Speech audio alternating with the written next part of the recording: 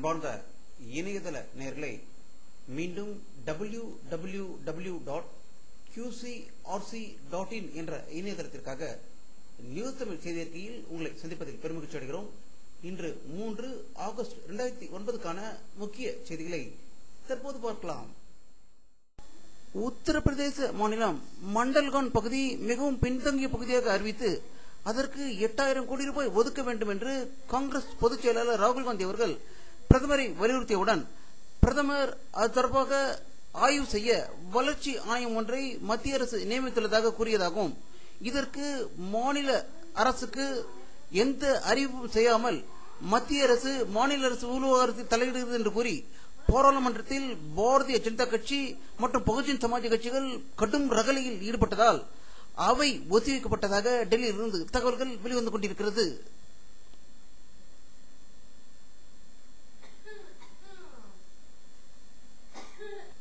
புதுவை சட்டசபை பட்ஜெட் கூட்டத்தொடர் இன்று தொடங்கியது. கவர்னர் இக்பால் சிங் அவர்கள் உரையாற்றிய போது அதிமுக பாமக எம்எல்ஏக்கள் கடும் பிரச்சனை கூறி கூச்சல் குழப்பம் ஏற்பட்டதால் அவர்கள் கவர்னர் உரையை புறக்கணித்துவிட்டு வெளியே வந்ததாகவும், அதிமுக எம்எல்ஏ திரு அன்பழகன் பேசுகையில் கடந்த 3 ஆண்டுகளாக கவர்னர் உரையில் கூறிய எந்த ஒரு செயலையும் புதுவை அரசு செயல்படுத்தவில்லை என்றும், தொடர்ந்து மின்வெட்டு புதுவையில் ஏற்பட்டு வருவதால் மக்கள் தவித்து வருகிறார்கள் என்று கூறி லாந்தர் விளக்கு போராட்டம் நடத்தியதாகவும் புதுவையிலிருந்து செய்திகள் வெளிவந்து கொண்டிருக்கிறது.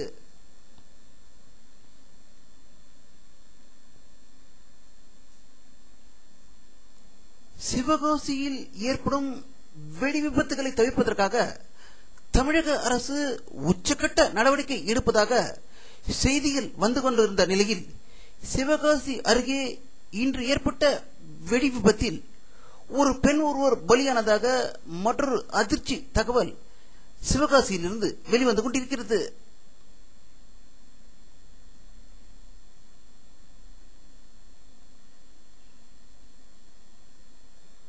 தமிழகத்தில் நடைபெற இருக்கும் 5 சட்டசபை இடைத்தேர்தலில் அதிமுக, பாமக, மதிமுக ஆகிய கட்சிகள் தேர்தலை புறக்கணித்து உள்ளதாகவும், தேர்தலில் போட்டியிடாவிட்டாலும் ஒவ்வொரு வீடாக சென்று 49 ஓ என்ற படிவத்தை ஓட்டுச்சாவடியில் பெற்று அதில் வாக்களிக்க வேண்டும் என்று வலியுறுத்தி வருவதால் அந்த வாக்களிப்பால் நாங்கள் யாரையும் தேர்ந்தெடுக்கவில்லை என்று அர்த்தம் ஏற்படும் என்றும், இது சட்டப்படி குற்றம் அல்ல என்பதால் இதை தீவிர பிரச்சாரமாக 5 சட்டசபை தொகுதிகளும் செயல்படுத்தப்பட்டு வருவதாக தகவல்கள் வெளிவந்து கொண்டிருக்கிறது.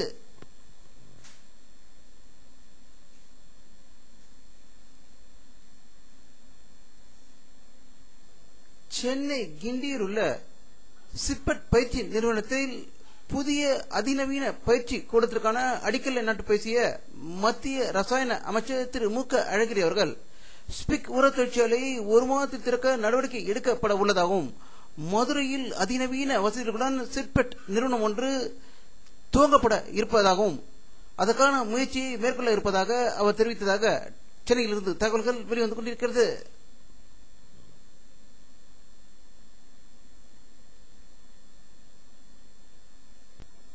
திராவிட தமிழின் முக்கிய பண்டிகையாகவும் விழாவாகவும் கொண்டாடப்படும் ஆடிப்பெருக்கு இன்று தமிழகம் முழுவதும் மிக சிறப்பாக கொண்டாடப்பட்டதாகவும், குறிப்பாக காவிரி ஆற்றுப்படுகையில் மக்கள் வெள்ளமென திரண்டு ஆடிப்பெருக்கை மிக சிறப்பாக கொண்டாடியதாக தகவல்கள் வெளிவந்து கொண்டிருக்கிறது.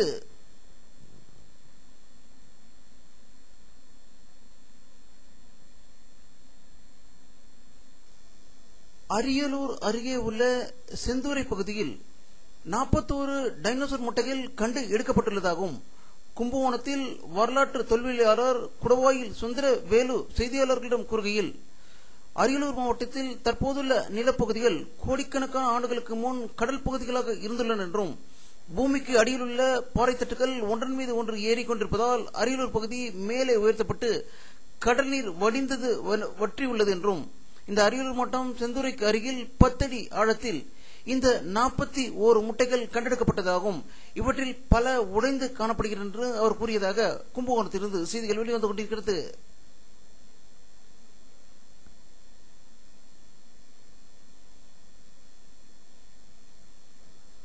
தமிழ் ஈழ நாட்டை அங்கீகரிக்க வேண்டும் என்றும் தமிழ் ஈழ மக்களை காப்பாற்ற வேண்டும் என்று கூறி அமெரிக்காவில் முதற்கட்டமாக மாபெரும் போராட்டம் நடத்தப்பட்டதாகவும் அந்த போராட்டத்தில் இலங்கையிலிருந்து இரத்தத்தினால் செய்யப்படும் உடைகளை அமெரிக்கர்கள் யாரும் வாங்கக்கூடாது என்று கூறி பெருத்த முழக்கத்தோடு இந்த போராட்டம் நடைபெற்றதால் இது பலரை கவர்ந்ததாக அமெரிக்காவிலிருந்து செய்திகள் வெளிவந்து கொண்டிருக்கிறது.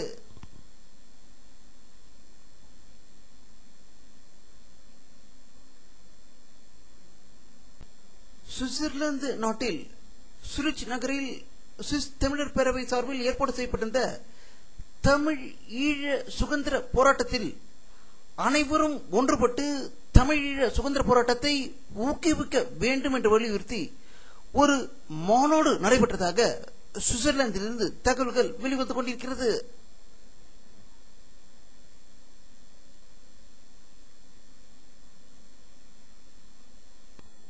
மணிப்பூர் மாநிலத்தில் போலி என்கவுண்டரில் இளைஞர் சுட்டுக் கொல்லப்பட்டதை கண்டித்து 48 மணி நேர பந்துக்கு அழைப்பு விடுக்கப்பட்டதால் மணிப்பூரில் இயல்பு வாழ்க்கை பாதிக்கப்பட்டதாகவும் இவருடைய போலி என்கவுண்டரை டெல்லியை சேர்ந்த ஒரு பத்திரிகை ஆதாரத்துடன் வெளியிட்டதால் மக்கள் கொதிப்படைந்துள்ளதாக மணிப்பூரிலிருந்து தகவல்கள் வெளிவந்து கொண்டிருக்கிறது.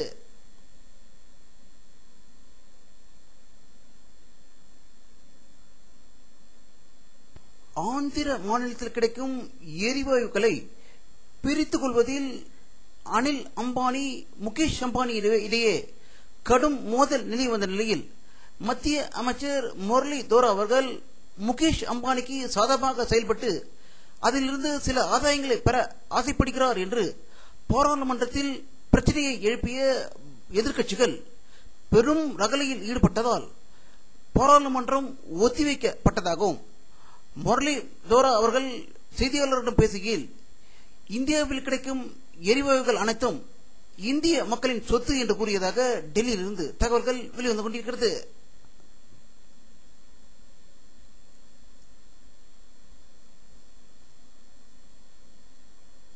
பாகிஸ்தானை சேர்ந்த ஜமாத் உத்தாவா இயக்க தலைவர் அபீஸ் முகமது சையத் மும்பை தாக்குதலில் முக்கிய குற்றவாளியாக கருதப்பட்ட நிலையில் முதலில் பாகிஸ்தான் அரசு அவரை கைது செய்து கோர்ட்டில் சமர்ப்பித்த போது கோர்ட்டிலிருந்து அவர் ஜாமீன் பெற்று விடுதலையாகிவிட்டார்.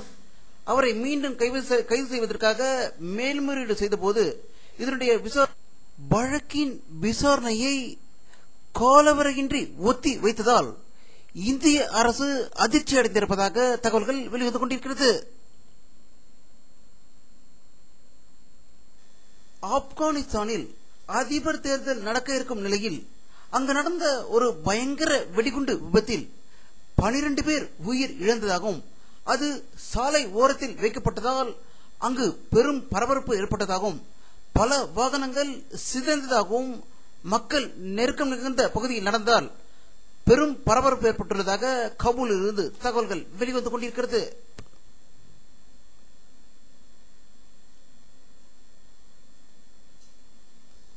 இந்தியாவில் மாவோயிஸ்டுகளுக்கு எதிராகவும் இலங்கையில் விடுதலை புலிகளுக்கு எதிராகவும் அந்த நாட்டு அரசுகள் எடுத்து வரும் நடவடிக்கைகளை கண்டிப்பதாக நேபாள மாவோயிஸ்ட் கம்யூனிஸ்ட் கட்சி தலைவரும் முன்னாள் பிரதமரான பிரசந்தா தெரிவித்துள்ளதாக காட்மாண்டுவிலிருந்து செய்திகள் வெளிவந்து கொண்டிருக்கிறது.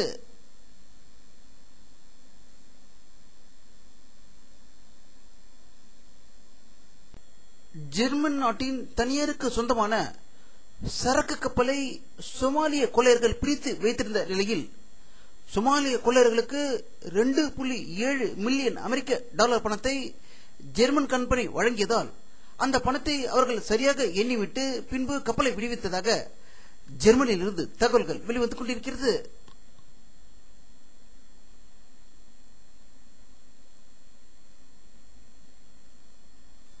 வானிலை அறிக்கை 3 ஆகஸ்ட் 2009 பிற்பகல் 3 மணியில் எடுக்கப்பட்ட சேட்டலைட் புகைப்படத்தை தற்போது பார்த்துக் கொண்டிருக்கிறீர்கள். தமிழகத்தில் மேகமூட்டம் எங்கும் காணப்படவில்லை. ஆகையால் மழை பெய்வதற்கான வாய்ப்புகள் இல்லை என்று இந்த படத்தின் மூலம் காணலாம்.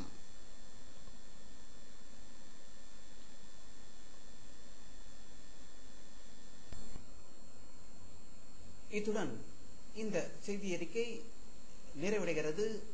மீண்டும் நியூஸ் தமிழ் செய்திருக்கையில் உங்களை சந்திக்கும் வரை உங்களிடமிருந்து விடை பெறுவது உங்கள் கே பாலாஜி. நன்றி.